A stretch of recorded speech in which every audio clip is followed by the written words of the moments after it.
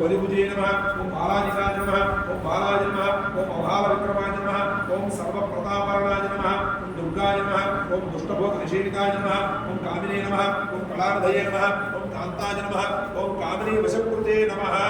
ओम सर्वसिद्धिप्रदाय नमः ओम मनिष्याय नमः ओम प्रभवे नमः अनुकूलवेटि श्री कालभैरव स्वामिने नमः नानाविध परिमళ पत्र पुष्प पूजा समर्पयामि अंदर बंడి చెప్పాలి పూజ చేసేది ఓం నిధనపతయే నమః గొంతులు లేవా కాలభైరవుడు నిలబడమాట 24 గంటలు మాట్లాడుకుంటాం ఒక్క పావు గంట గంట దేవుడికి కేటాయించలేవా ఓం నిధనపతయే నమః ఓం నిధనపతాంతికాయ నమః ఓం ఊర్ధ్వాయ నమః ఓం ఊర్ధ్వలింగాయ నమః ఓం హిరణ్యాయ నమః ఓం హిరణ్యలింగాయ నమః ఓం